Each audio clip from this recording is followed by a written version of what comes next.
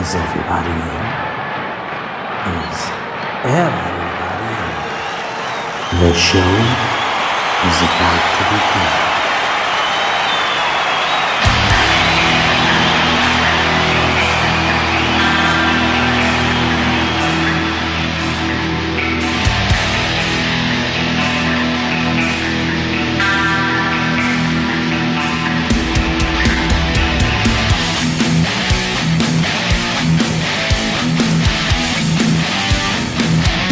Hey concert lovers, welcome to another episode of Concerts That Made Us.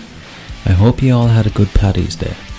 Now, as you well know, Concerts That Made Us is part of the TKOK podcast network, so make sure you check out the other pods on that network like Pop Mom's Pod, New Dad Pod, The Movie Club, and Eat God See Acid.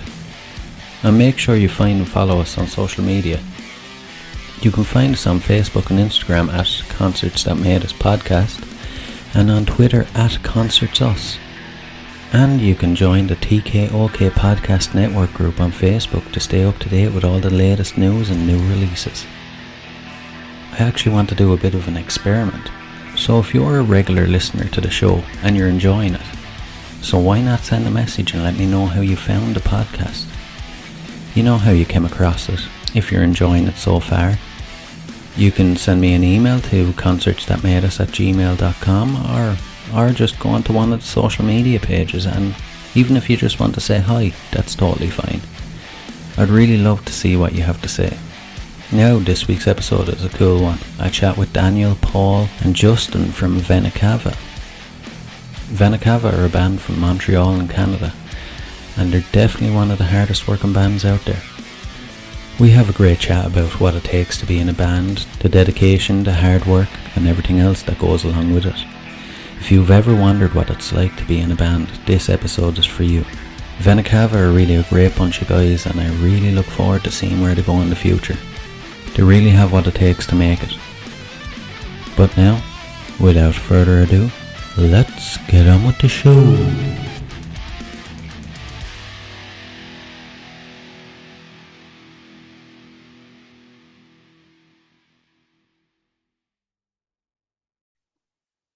Hi guys, you're very welcome to the show tonight. Hey, how's it going, man? Thank you so much for inviting us. No problem, glad to have you. So, we just heard your new single, The Untold. Would you like to tell us a bit about it? Oh, yeah. Well, me and Paul, my drummer, we started the band about 10 years ago, and that happened to be one of the first songs that we ever wrote. And 10 years later, it was kind of, we didn't do much with it. We recorded our first album and it wasn't included in it. So now our production level, we're kind of we do everything on our own. We record ourselves. So at this point, this song, we wanted to just test out everything we learned, and just it ended up becoming like a really good song. We were happy with the results, and but basically it was just kind of a song that was hidden away for a long time that we brought back to life. Yeah. Geez, that's a lot to take on for a band, producing it themselves and everything. How did you get into it? Were you familiar with recording software and stuff like that, or was it something you all had to learn on the go?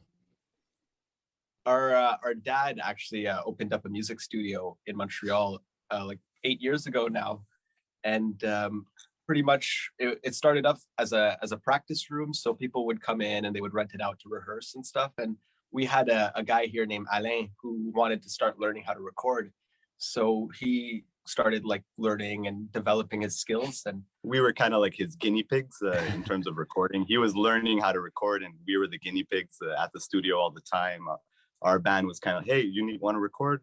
So the whole first album, you can tell that he was learning, if you know what I mean. The production level wasn't necessarily there where we wanted it to be, but at this point we're all involved equally in the mixing and production aspects. So we're getting the sounds that we're really looking for like a good rock and metal song and stuff. Basically, we're trying to get to the musical standard of the world in terms of recording. We, being self-produced, like, we know that we have to always get better and better and improve our sound, try to compare it to music that exists and try to at least achieve that exists, and eventually hopefully we can create a sound that is revolutionary depending on in the future. But so far everything's good. We have a whole second album ready to go, but as far as marketing, we realized the first album, not many people listen to albums anymore. Everyone's listening to singles. So an album is now only a promotional tool to sell your show or sell a little bit of merchandise. It doesn't really do much besides that. No one buys the album. So we actually realized just coming out with singles every month makes more sense for us in terms of marketing and getting people to listen. And at the end, when we have 10 songs after a year or something, we can package it as an album. It doesn't really matter. For people, it's the same thing. Yeah, yeah. At least as well, when you're self-producing, you don't have to, follow anybody else's orders, or you can make it exactly how you want it to be. Absolutely, absolutely. But it's nice to have somebody producing us too, because at the same time, like, we could do it ourselves, but to have somebody else there really like producing us and making sure everybody's on the ball, it would definitely be a big relief off our shoulders, because doing everything yourself, like, we're involved in every single process. It's a bit intense sometimes because every little detail. And we're actually very good friends with this Montreal recording engineer. His name is Guy Réaume, and his studio in Boucherville happens to be where Celine Dion recorded her first song ever. It's oh my God. What is it? Ce n'était qu'une rêve. And she was 12 years old. Her mom and her parents helped her write the song, and she recorded in this specific studio.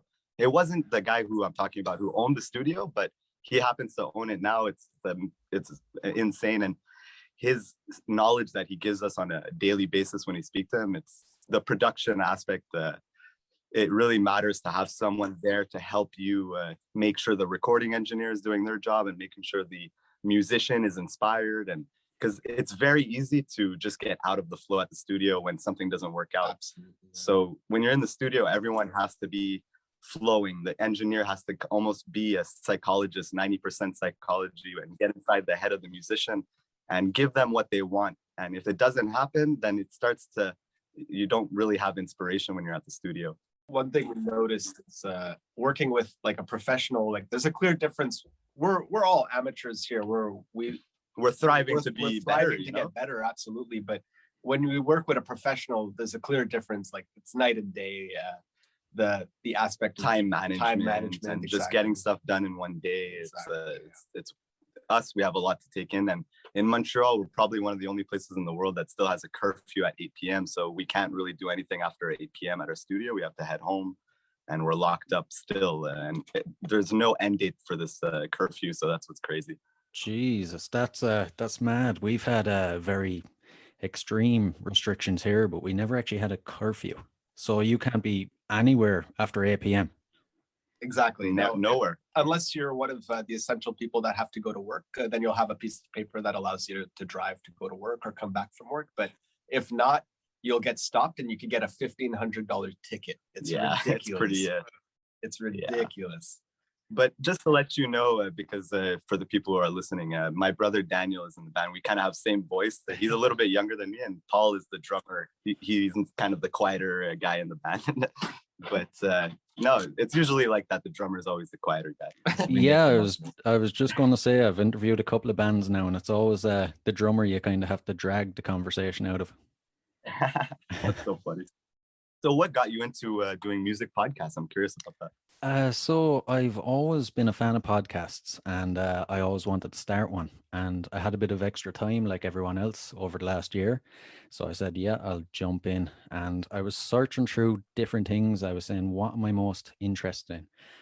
True crime and music were top of the list. So I was like, every other podcast out there is true crime. So I'll jump in with the music. And I thought, everybody misses concerts, so base it around that. That's really smart. That's awesome. But it's surprising. It's really kind of taken off. I've a lot of people contact me to come on the show, and then obviously I'm reaching out to a lot of people as well. But everyone seems to be very interested. Podcasts, great. Man. It's the best. Like podcast. I always listen to podcasts. It's past your time. You're doing the dishes. You listen to something, driving in your car. Yeah, exactly. Yeah, I actually tried to do a podcast a few years ago, but being so busy, it kind of, I don't know, it took a little bit out of me. And I've been actually doing daily vlogs for the past 30 days. So if anyone's interested, they can go check out the last 30 days. I've been posting consistently, just showing people. That's actually my way. Instead of doing a podcast, I was like, you know what? No one's doing daily band vlogs like before people succeeded. It's because we by no means made it. So I want to show the before aspect of before succeeding. This is all the shit you got to go through.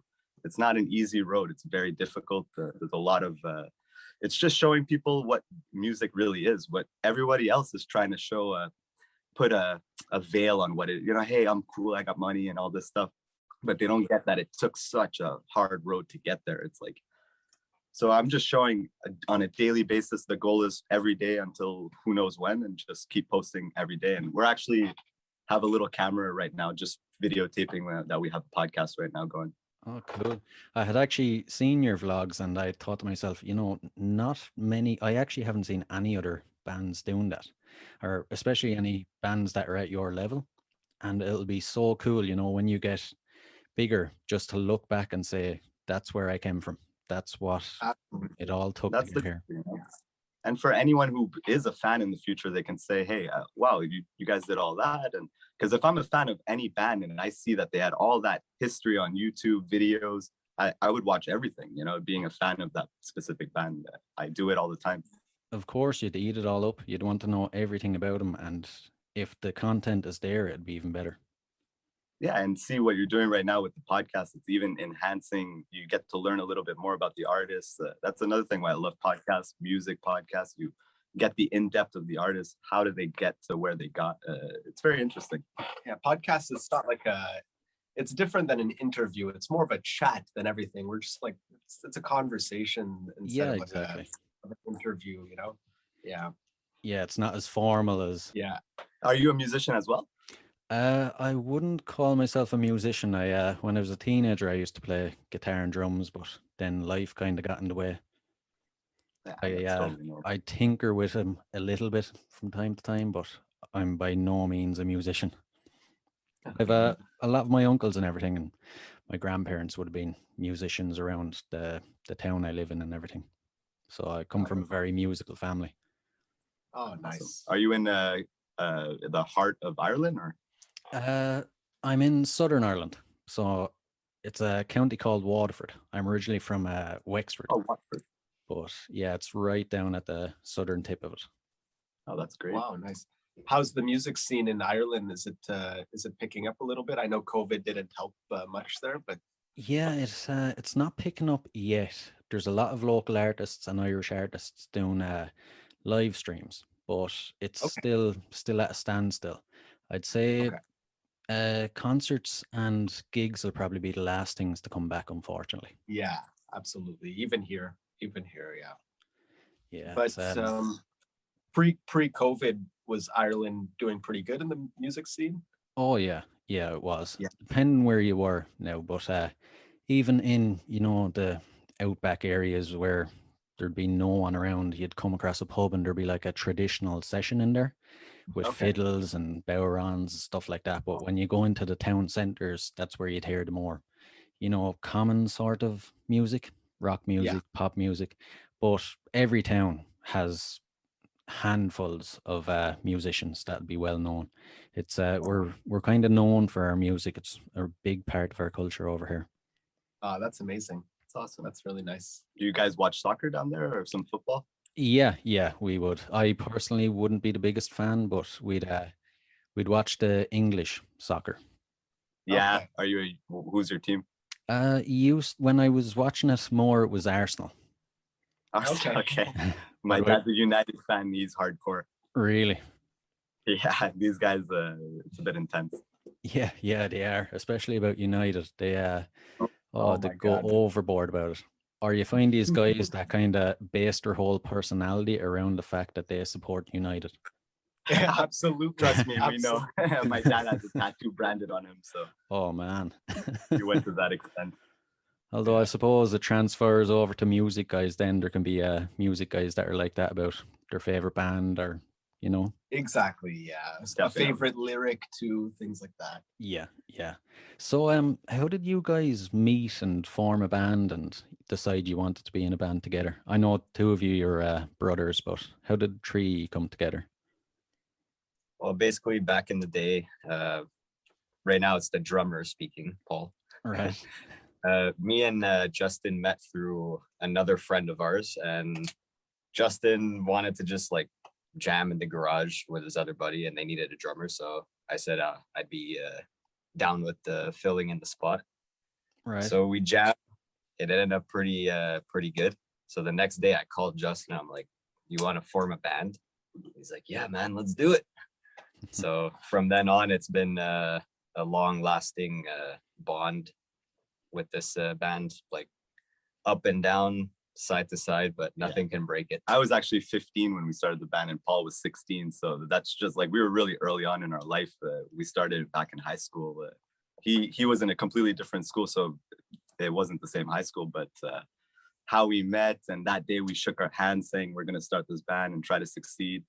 And we also told each other that we're only going to write original stuff. Like, we weren't going to play other people's music, which is actually the reason why we're able to write so much original stuff, is because we don't play other people's music. Daniel and I, every time we pick up a guitar, it's always our own stuff. We never play other people's stuff. And it's not to say that it's a bad thing. It's no problem with that, but it allows us to like really create our own music and original stuff. So like the next stuff, all the next 10 songs that are going to come out are going to be very original. You can, just to let you know, like the whole first album was songs that were written when me and Paul started the band, before Daniel came in the band. So it was just me and Paul. We wrote an entire album, and at that point we had to record it, because personally my brain wasn't able to write new stuff because I didn't record the old stuff. So I just wanted to record it. And then immediately once we recorded it, it freed up space in my brain, and I was able to come up with new riffs. And so that's, you could hear the difference in terms of maturity, the songs. Well, now we're writing all together versus as songs that were written prior to me joining the band.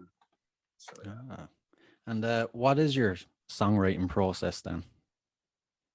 Usually, well, we normally, Justin and I, we live together. So we just come up with riffs on the acoustic guitar. Exactly. And if it translates good on acoustic guitar, usually I would say 99% of the time it's going to sound good on the electric guitar. Yeah. So when I translate it to electric guitar, we practice it all together in the room, and we have this, and we don't even have to say anything. Paul will look at me, the drummer, and just give me a look. If it sounds good, he'll give me the good look, and if it doesn't sound good, he gives me the awkward eye, like, what is this, you know? So that's immediately kind of how it starts. And then if we don't sit down that day and write the song, it kind of just becomes riffs forever. So now the goal is to, hey, we have riffs, we go in the room, we write it that day, record it that day, so we have a demo, and then we can put vocals, we can put bass, and afterwards record the actual song just with the foundation that we have. Because we realize that usually the best thing is the first thing we come up with.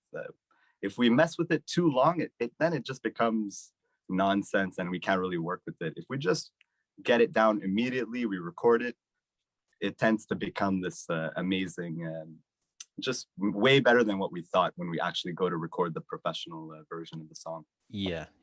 So you concentrate on the music first as opposed to the lyrics.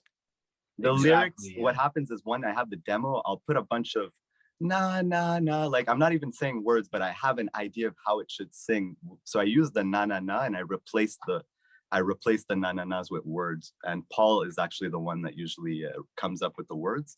And I'm guiding Paul, telling him, hey, this doesn't work, or it does work. Paul is a very good lyricist. He's awesome.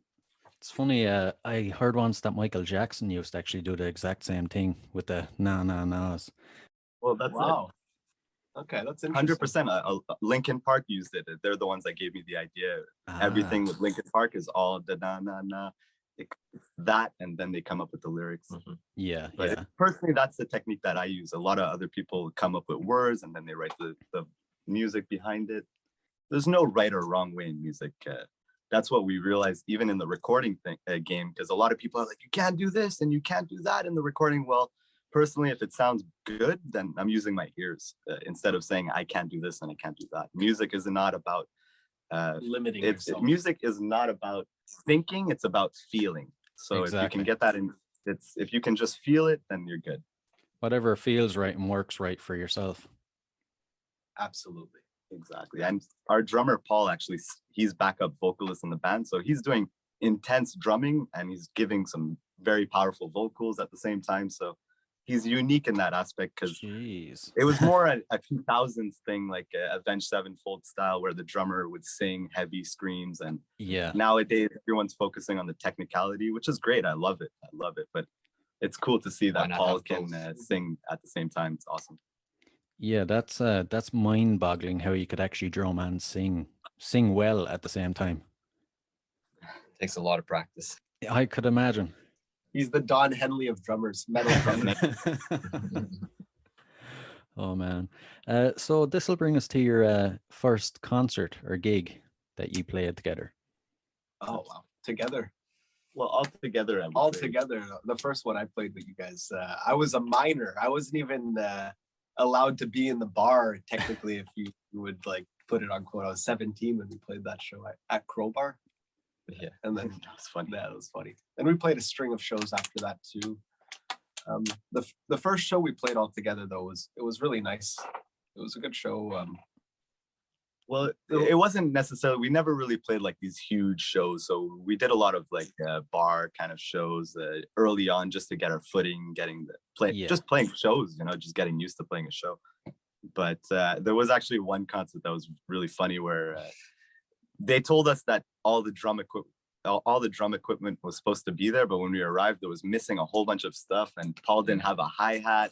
And the other drummers didn't want to lend him his hi-hat. So he actually drummed the whole show without a hi-hat. Yeah, missing pieces. It was just And this is the funny thing about drummers. Whenever you want to play a show and there's a drummer who's missing equipment, 9 out of 10 times the other drummers won't actually help them out. They're super stingy, even if it's not like a cymbal, it's something that's like inexpensive, it's just a stand, they won't even do it. That's how cheap drummers are. So basically you have to always bring every little piece of gear. Even if they tell you they have it, you just bring it in case. Mics, cables, everything. To be honest, we were supposed to have an awesome show at the spot. There was a huge venue. It was the Da Vinci Center, but it happened to be one of the worst shows because they didn't let us do a sound check. It was, when you don't do a sound check, it's over. Like my guitar was too loud and I played one note. I had to stop the show and readjust. Yeah. And after that, we kind of looked at each other and we were like, okay, we got to start looking for shows that we're, first of all, gonna maybe make a little bit of money, because we're bringing all this gear and nothing's happening. We're not making any money. But it's not really about the money, but it's just the principle. Like we want to try to get some gigs that are going to be, get a little bit of money. It'll be worth us coming down, and because we're bringing all our gear, it's a bit ridiculous sometimes. Well, it has to be worthwhile. Yeah, a little bit. I mean, I would love to play a show close by here every day if we could. It wouldn't be a problem. But it's well, what we noticed for the small bands in Montreal is that they don't necessarily like they won't pay for you to play the show, unlike a small town that doesn't really have much entertainment, where they actually want bands to come in and they'll pay for the bands to come in, which is the ideal places to play. And Daniel, what he's trying to say is, because we live in a big city in Montreal, like no one's really paying for entertainment here. So even if we're a really good band, we're paying them to play the show practically, because we sell the tickets for that, but we make no money. Yeah. So at the end of the day, if we just left Montreal and went to the small towns, then we would start getting paid, because they don't have any entertainment. They want it as much entertainment as possible. So that's what we're dealing with in Montreal. But we kind of have to get out of here, to be honest. Right now, their COVID hasn't really helped us. The whole world is shut down for entertainment right now. So yeah. So the music scene in Montreal is quite packed then. Yeah, it's very saturated in the metal scene. There's a lot of people that are. There's a lot of people. It's definitely a tough place to make it in music, but if you're just consistent with your stuff, because we own a studio, bands come here all the time to practice. I noticed one thing is, we've been together for 10 years, maybe going on 11 years. But most bands, if they didn't pass the 4 or 5 year mark, I'm very skeptical if they're going to be around, because it's a commitment thing. So once you pass the 4 or 5 years, I can immediately give you so much respect, because I know you're going to be around for a long time. But before the 4 or 5 years, it's very like, is it going to work out after they go do their shows, touring? Like me, we're brothers at this point. Everyone in this band, we're all brothers. Even our engineer who works with us, 63-year-old man. he's like we're all family here. We're Yeah. doing everything collectively, and my dad, as he puts it, it's a sweat equity. So no one's making any money, but we're really, really trying to push, and hopefully eventually something can happen with this. Yeah, it's just the passion to keep you going. Exactly. But not to give up too, though. We got to keep pushing. We really devoted our lives towards music, and none of us necessarily have anything else going besides the music, because we know that if we try to go, hey, I'm going to try to do this, it takes away all your time from music. So I completely understand anyone who is struggling with staying in a band or deciding like, should this be my career? Because it's an entire lifestyle. It's a whole, like, you're going to change. A lot of people, they went to school to have their life pretty much set up for them. Us, we chose to go through music, and it's a whole different path. It's pretty much uncomparable because it's unpredictable. It's very unpredictable, and it requires a lot of luck, because the guy who I was mentioning, who owns the studio that Celine Dion recorded, this is all by luck that we met him. You know, it's not. And he is a huge asset every time we speak to him. He's definitely one of our best mentors. He recorded like so many bands in Montreal and Quebec, very, very famous people. His brother-in-law at the time actually owned a very famous studio called Le Studio, and Rush recorded a few of their famous albums there, like including the song Tom Sawyer. The video clip that you see of Tom Sawyer is at his brother-in-law's studio, Le Studio. So it's actually that studio in Morin Heights where it doesn't exist anymore, unfortunately, but that's where the Police recorded, Rush. Who else? I'm not sure. Well, his brother-in-law recorded John Lennon, actually, Give Peace a Chance in a hotel room. Yeah, he recorded Give Peace a Chance. His brother, what's his name? Andre Perry. Andre Perry. If you look up Andre Perry, he's one of the most renowned recording engineers in all of Canada. He recorded so many bands. It's insane. Jeez, that's crazy. Yeah, and that's how he got his footing. Guy Réaume, the engineer that I'm talking about, he, being his brother-in-law at 16 years old, he just got started setting up mics, and now he's 72 years old, and he's seen everything. He heard everything, seen everything. Yeah, I could imagine. It's very, it's crazy. You mentioned about the 4 or 5 year mark there. I'd never actually heard about that. I just thought it'd be a good time to ask you, what advice would you have to even teenagers that are forming a band and they might only be in it 1 or 2 years? What advice would you tell them to keep going, or how to keep going?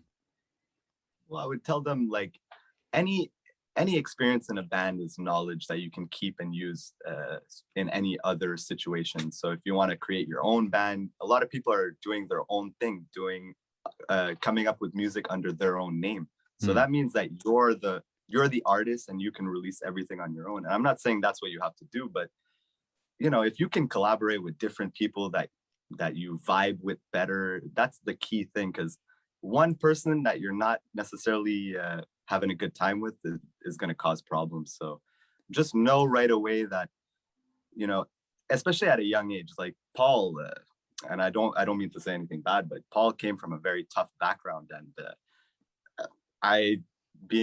when I met you, like I could have easily been like, you know what, I don't want to be friends with you because X, Y, and Z.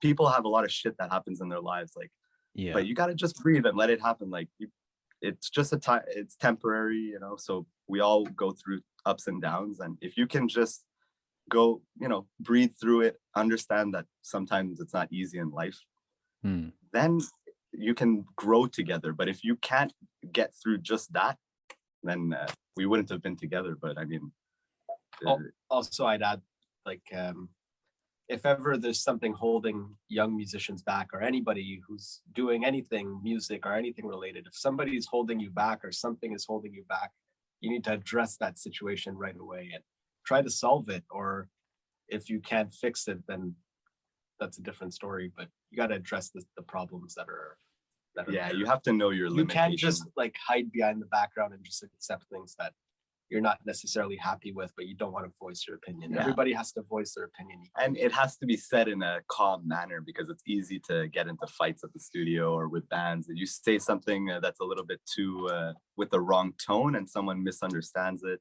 So, if you're a band that's starting out, definitely just be cool with everybody and try to, grow together and help each other out with their, if they have something that's, not necessarily going good in their life, try to help them out and, do as much things together outside of the band as well, just to grow as a friendship, and because it really is a brotherhood when you start a band. If you're trying to be in it for the long run, then definitely try to bond with your bandmates as much as possible and be happy, because the second you go on tour together, you're going to rip each other's heads off.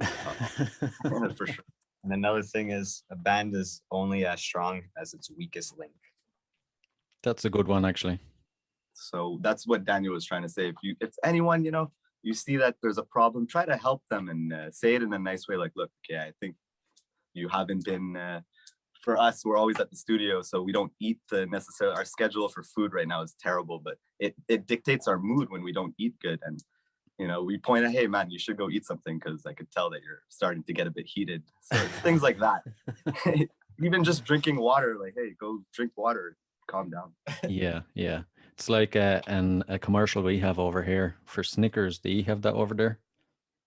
Exactly. Yes, we do have the same commercial. Absolutely. Yeah. Exactly. You're not yourself when you're hungry. Exactly. 100%. So even just not having a coffee, for example, can dictate some people's moods. Yeah, exactly. And then as well, another side of it would be, in bands, there'd be so many different strong personalities and egos and stuff like that. Absolutely. Everybody, like, we came up with this decision the other day that, for instance, if I'm come up with a part on guitar or something and I think it's cool, and Justin and Paul, for instance, don't like it, it's a unanimous decision that they don't like it. So I have to put my ego aside and be like, okay, well, it's not good. Or maybe not even that it's not good. They just don't like it, and it could maybe be used for something else. And you just can't get upset at things like that anymore. Like in the past, we definitely were very strong and opinionated about certain things, but now we kind of all have the mentality that we're going to write so many songs throughout our career that we just need to like flow together and just keep doing what we're doing without having to fight, and it's gonna go better. Efficiency is a major thing at our studio that we're trying to be better on. Just when we come in, we're here at 10:30, we leave maybe at 5 o'clock, 7 o'clock, depending on the days. But just knowing what we're going to do that day, getting it done, recording whatever, it's just being more efficient at our studio right now. It's starting to get better, but the curfew really is not helping us, because me and Daniel, we live together. So I told Daniel, I'm like, man, we should do an all-nighter at our studio, just sleep at the studio, do whatever we need to do, cleaning up the mix, because it is a lot of work. If you're recording your own, if you're recording yourself, it's a commitment. There's a lot of things that you need to pay attention and like use your ears. And for instance, like because we're doing everything ourselves, like we haven't really had much time to practice as a band together, even though every day we're doing band related stuff, but we haven't necessarily had a chance to practice in a pretty long time. So it's not necessarily an issue, but at the same time, it's important to stay consistent. At least like we were jamming every day, and that wasn't an issue for us jamming every day, but at least to jam a couple times a week and continue doing the production aspects that we're doing, that's the most important thing. Well, what I'm doing actually with my sound engineer Alain is we want to set up the jam room so where we practice, so everyone will have headphones and we can hear the monitoring going through the headphones, kind of like a live show, and just simulate the live show so that when we go to do the show, we have everything ready, we're ready to rock, we know what we need to do. Because right now, if we were to, like, let's say we went to go perform, it's still very raw, if you know what I mean. You got the two guitars, bass, drums. There's not much effects in the background because there's nothing going through the speakers. But at this point, we want, as you know, anything we can't replicate live would be cool to, if it can pass through the speakers, it would be awesome. Tracks, exactly. Yeah. And even for us practicing on the other side, it would be great. Yeah, you need everything to be on point for when you do get out there and perform live, That's cool, man. And you mentioned your name, Brian O'Connor, so it's the same name as the Fast and Furious guy. I was waiting for that to come up. Yeah, it is. No, I have that car, that the green one, the Eclipse in the movie. No way. Yeah, I have that, but in red. It's awesome. It's a really cool car, but they definitely hyped it up in the movie way too much. It's just okay. It's nothing crazy. Yeah, I noticed that you seem to be into cars, all right. I was Yeah, expecting that to come up at some stage, but yeah. yeah, Look for the Eclipse, I'd have the same opinion. It wouldn't be as great as they made it out to be. Yeah, yeah, no. I would rather an Evo, most likely. Evos are nice. I'd prefer Yeah, Skyline Evo. myself now. Oh Come yeah, on. absolutely, yeah. Skyline. Have you seen a few in Ireland? My uncle used to have one actually. He had a silver one. It had no Oh decals or wow. anything on it. But Was it a R32? yeah, it was. Holy cow. He sold it to a guy in England, I think, for like 18 grand or something, about 15, 20 Oh years wow. ago. That's Holy cow. amazing. Yeah, but the funny thing is when he had it, I think he was about 43, 44. And as soon as he turned the key and pulled out of his driveway, the cops were on him straight away. And this guy Oh, really? never raced or anything. He more so used it as a family car, which is weird. Okay. But yeah, the cops used to hound him just because of the type of car it was. Oh my God. Do you guys get that over there? To be honest, because we live in Montreal, that's actually like one benefit is that there's so many cars, like people that have tuner cars here, that the cops are a lot more lenient. But Yeah. because when you leave Montreal, you're really like it's very Farmland. farmland and country, so it's not very populated areas. So Yeah. the cops down there are much more strict. So if you get pulled over in a small town, then you're probably going to get a ticket for something illegal on your car. Yeah, they'll really go through every detail of the car till they find Yeah. something. Yeah, Yeah, that's no, it's kind of what it's like all over Ireland. okay. Yeah, yeah, it's normal. But like we're gonna do it anyways. We're still gonna modify our car, you know. So Yeah. I getcha. So dream car then, if you could have any car in the world. Ferrari F40. Really? Yeah, absolutely. That's an awesome one, all right. Yeah. Yeah, it's a dope. I've always been partial to American muscle, like a Oh wow. 67 Mustang or a 69 Charger or Challenger. Nice. Those are beautiful too. Like the one from Gone in 60 Seconds there, Eleanor. Oh yes. Oh my God. That's a beautiful car. Yeah, really Yeah. nice. I like the McLaren F1. Yeah, the McLaren F1 too. Yeah. Yeah. So when you make it big, then all these cars are going to be out in your drive. Oh my God, I wish. But the Ferrari F40, the price for a Ferrari F40 right now, I think is something like 6 million or something. It's Oh ridiculous. my God.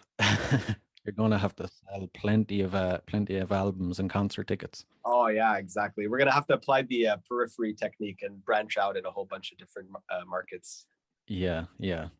We better get back to music. What do you think of the music industry these days compared to the way it was maybe 10, 20 years ago? You know, it seems easier to be able to put out music, but it seems super saturated as well.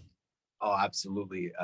It's definitely way easier to create music, to release music, even to promote music. I think it's much more easier than back in the day. But the thing is that like Music has become only a promotional tool to sell shows and merchandise. So back in the day, you actually made money selling your record. Now you can't make money selling a record because the album is only a promotional tool. It's so saturated that everything is only a promotional tool. So as much as we're going through, every day at the studio trying to get the best sound for the songs, it's literally only a promotional tool to sell merchandise and go to shows. So because no one's buying the album, no one's buying singles, no one's paying for music anymore. Everything is streaming. Yeah. It's from a consumer point of view, it's great, but obviously then the flip side of it is it's a nightmare. You know, when you're creating something and you're just not making anything back from it, and as you said, it's just to get people to come and see you. exactly, yeah. But I mean, that's what it is nowadays, and we have to live with it and try to find a way to branch out in other things. Like I mentioned the band Periphery before, like the guitars Misha. He has a whole bunch of avenues that he's invested in. They have their own like plug-in chains that they created, Get Good Drums and Horizon pedals and just stuff like that musically that could be cool. Designing our our own pedal. Yeah, That would be cool. that really would be cool. Or even design your own guitar. Oh my God, that would be great. I'd love to get a custom ESP guitar one day. Oh man, that would be beautiful. For some reason, I love everything Japanese. For some reason, I really like, and most musical gear that I have is Japanese, and it's really, really good. So Really? my cars, Justin's cameras and stuff, everything is Japanese. So. Right. But besides that, what are your musical influences? I'd say very stereotypical. I got into, well, as a child, I had a weird fascination with Elvis Presley, but that came Okay. from my uncles. Then when I started getting a bit older, I got into Nirvana, Queens of the Stone Age, Foo Fighters, then went a bit heavier, Metallica, Marilyn Manson, Rob Zombie, stuff like that. You know, and it kind of, it hasn't eased up. A lot of my friends these days are listening to very mellow, sort of softer stuff. And I feel like the old metalhead still throwing on like Metallica, you know, and stuff like that. Absolutely. Yeah, the European metal scene is amazing. I don't know if you've ever been to any festivals outside of Ireland there, but there's some pretty big ones there in France. I think France has Download Festival or something like that, which is pretty big. Yeah. They have Download in England actually as well. Really, I didn't realize it was a touring festival. Okay. Yeah. They actually called off this year's festival and postponed it till 2022. They announced it last year or last week, I think. It's Iron Maiden, Kiss, and Biffy Clyro are the headliners. Oh wow, that's great. Are you going to go for that or? Yeah, I'm definitely going to try to go. I've never actually been to a festival. We never get rock festivals over in Ireland. So if we have a rock concert, it's like, have you ever heard of Slane Castle? No, I haven't. It'd be like the biggest rock concert in Ireland, but it's literally just like one headliner, two support acts. Like last year it was Metallica, and they were supported by two lesser known rock bands. Oh wow, that's great. Did you go for that show? Yeah, definitely. It was unmissable. But I'm always saying it'd be amazing if we could get a festival over here. You know, because oh my God, yeah. The market is there for it, really. Absolutely. Someone should start a specific festival down there. Hey, it should be you, man. Talk to the people. You can get us to come down and play. Exactly. Yeah, definitely. A couple of years' time now, with all the people that you're talking to, you're building connections. Yeah, absolutely. That's something I've been thinking about in the back of my head. All right, the connections I've been making that could pay off in the future. You could create some sort of Wayne's World stock in Ireland. Wayne stock. Yeah. I don't think we'll have any dancing Indians at it though. No, I don't think so. Probably a dancing Celt or something. Yeah. Do you happen to like U2? Have you spoken to many Irish people about U2 before? No, not many actually. I thought so. So it's kind of not a touchy subject, but it's a funny subject when you bring up U2 with Irish people. We love the band and everyone in the band except for Bono. Really? Yeah. Now they do have great music and their older stuff is amazing, but Bono kind of ruins it with his personality and just the way he goes on, you know. Yeah. Okay. I see what you're saying. Yeah. What about you guys? Do you like U2? I mean, yeah. I like their music. I have the War album and Joshua Tree in my car there, so I definitely listen to those in the summer.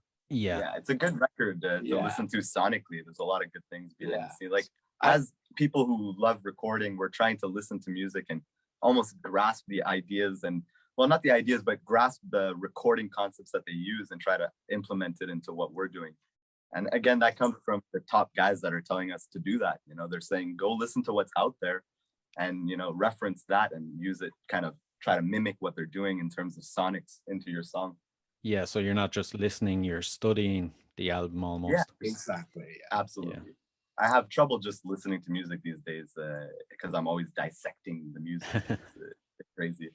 Like modern metal music is constantly changing. it's just evolving so much. You listen to bands like Born of Osiris and Velamaya, their sound is so tight, it's practically like too tight almost. Yeah. You know? Yeah, it's like too perfect almost. Yeah, too overproduced almost.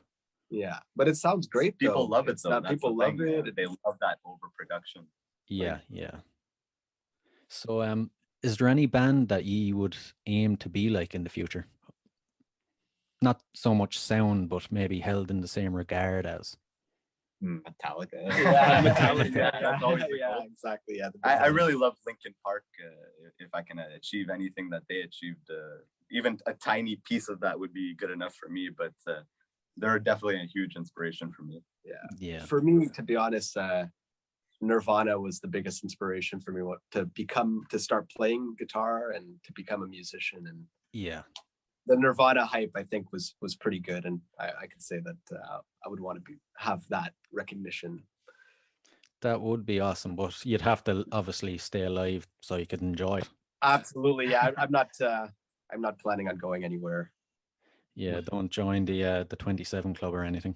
No, absolutely not. I have to ask though, since you brought up Nirvana, if he hadn't have died, what do you think they'd be doing now? I don't know, man. I always think about that. Like Foo Fighters wouldn't have happened. All Yeah. these things that just wouldn't have happened. It's weird. Yeah. I don't know. I don't think Nirvana would have lasted very long, to be perfectly honest. I don't know.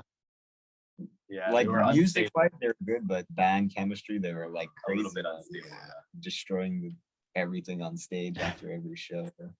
Yeah. I mean, there's only so much that band members could take from like somebody in the band that's just kind of like, I don't want to say losing it, but quote unquote Self-destructive. losing it. Alcohol abuse. You know, like us, we don't really have any crutches and stuff. Like, yeah, we like to drink and stuff, but like besides that, like not really like Yeah, we're not drug addicts. Yeah, we're exactly. very and I feel like that has really changed too in the modern day, where like you kind of look like an asshole if you're that guy that's the typical rock star that's just a dick. I don't know. I feel like it's true. Yeah. yeah, I feel like you don't look like good anymore. It's not a thing that people like. Yeah, exactly. I couldn't agree more. It's more even rock stars nowadays, it's all about clean living and being healthy and fit. Yeah. As opposed to getting wasted. Yeah, exactly. And just like breaking stuff and being that guy, you know? Yeah. Obviously we looked up to these people back in the day, but now being an adult and conscious musician, instead of breaking an instrument on stage, I'd rather give it to somebody who's less fortunate and could use that instrument and actually play it. Exactly. Yeah. What's funny though, now that I'm thinking back though, Paul and I, a big inspiration for our music came from listening to The Doors a lot back in the day. I don't know if you're familiar with The Doors, but yeah, they're one of my favorite Jim bands. Morrison was a huge inspiration for where we're at right now, even though again he was a crazy guy. He was a drug addict, doing all these things, jumping out of roofs and stuff. Yeah. But honestly, musically, you know, he had some really good stuff that he did. And that's actually the whole idea, you know, music, if you can get it out to the people and it sounds good, then that's the goal, because someone out there is going to like it. That's for sure. There's always someone. Exactly. You'll the markets are so far and wide reaching nowadays, you'll always find someone that will be a fan. 100%. It's really just the marketing and getting it in their ears, giving them a chance to even listen to it by advertising, because without any advertisement, no marketing, the music can be fantastic, but if you're not putting it in front of people's faces, you're not giving people the option to listen to it. So you need to give people the option to listen to it by advertising, by marketing. Yeah. It's the only way to actually build something. Yeah, I feel like if you're doing anything creative nowadays, you're actually expected to be some sort of marketing guru as well. You know, you're supposed to know how to do all this. It's definitely not the same as before, as like you could get discovered in a bar and picked up like that. It's it's much more you have to take on a lot more tasks nowadays, which is fine. But running a business, it's running a business. We own all the music now because we do everything. Exactly. So if at any point we do get some income due to the music, at least, you know, because of the way we did it, we're all going to get everything that we deserve. So it's like, you know, it's just going to take more time. That's what we realize. We're very patient. We've been in the band for 10 years. But this specifically this year, no one's messing around. We're here every day. You can see through the vlogs that there's always something happening. There's never a dull moment at our studio. Yeah. Something can be recorded at any point. So we're trying to just stay busy and be efficient, release music consistently, come up with music videos, and hopefully something will happen with that, because we're really just, you know, we're working very hard, but at the same time we're using the concept of you know, like we believe that it's going to happen so much that it will happen. The law manifesting. But it's not just belief. We're really working hard, you know. It's but like, at this point, it's like we know we're going to succeed. It's not just, if, it's when. It's just when. Exactly. Yeah. All about manifesting your own destiny and stuff like that. Exactly. And like you said before, the market is so huge nowadays to think that we're only going to succeed in Montreal or whatnot. Like Montreal for me is like the last place I think I'm going to succeed. I think we'll succeed somewhere else instead of our hometown, because I feel like for bands that are starting off, it's unfortunate, but it's the people around you the most that don't believe in you, or they just can't see you succeeding. And it's not cool. It's actually, you have to get away from this, because you have to put yourself in a situation where you just want to be better. I actually couldn't agree more. And I know it's different from being in a band and everything, but the podcast, there's like a lot of people that know me personally that have no idea I have a podcast, but yet there's, you know, there's listeners and people contacting me from America, Canada, Germany, you know, and they actually support you more.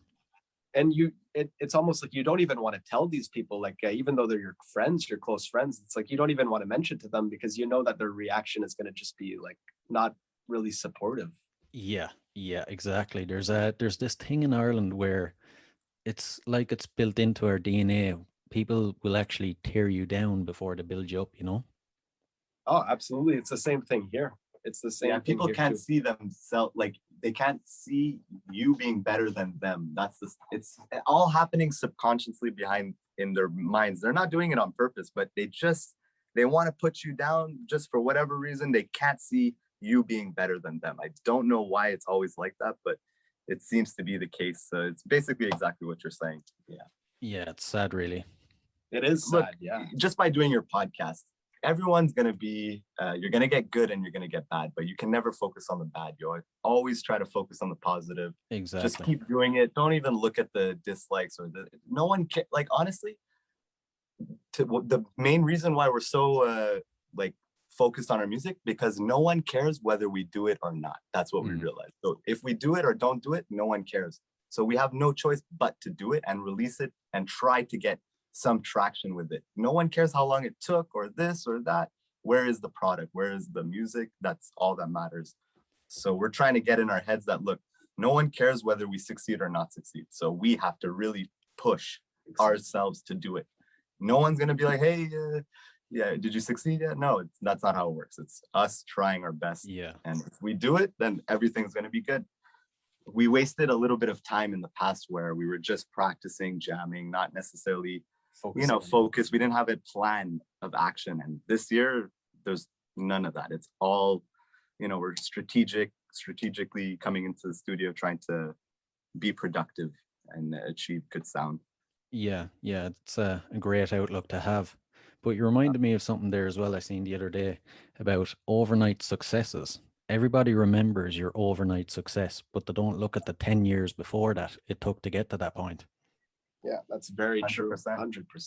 Yeah. And another thing in this day and age, because the market's so saturated and there's so many people in the world, it's actually a good thing, because you only really need 1,000 true fans. And I'm sure you've heard of this concept where 1,000 true fans that will buy every little thing you put on your website. Even if you only have $100 worth of merchandise on your website, you have 1,000 true fans. It adds up, Yeah. If 1,000 people are buying $100 worth of products, $100,000, pretty good, Exactly. So basically, the market is like just trying to get specific people to listen to you now at this point, Yeah, just weeding out the fans, finding them in the crowd. 100%.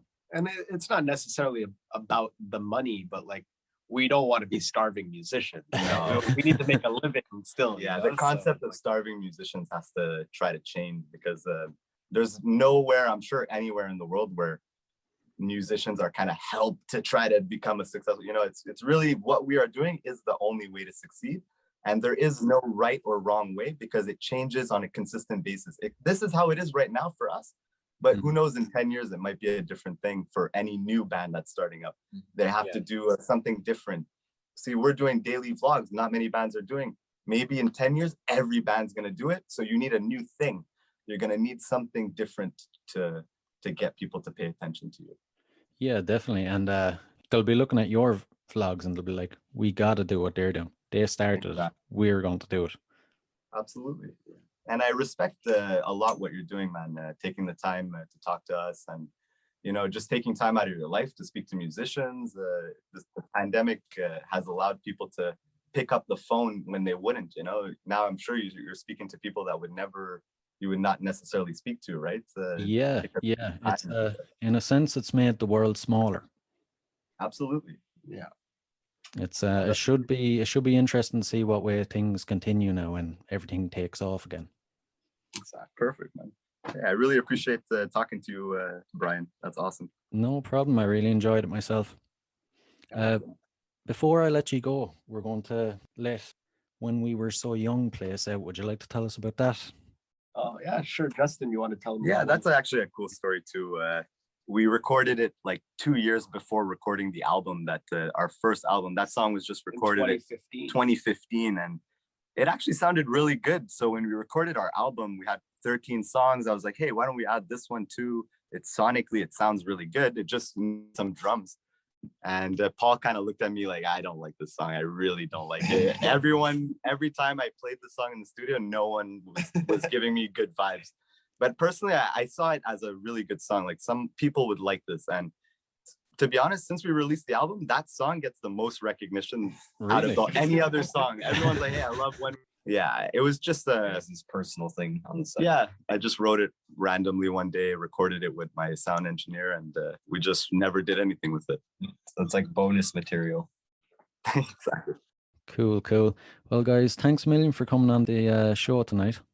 Hey, no problem. Thank you so much for having us. Anytime you want to have us on again, we're more than welcome. Yeah, no problem. I'd love to have you on again in the future. All right. Thanks, man. Thanks, if you're ever in Montreal, contact us. Yeah, let us know anytime. I definitely will. And it's same for you if you're ever in Ireland. Absolutely. We are definitely. We'll have a beer together. Definitely. I'll show you how to party Irish style. Oh, 100%. Yes.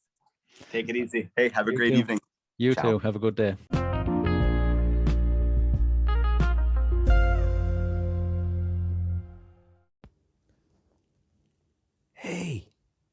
Hey, what are you guys still doing here? The show is over. It's over. You can go home. Go on. We'll see you next time. We'll be here.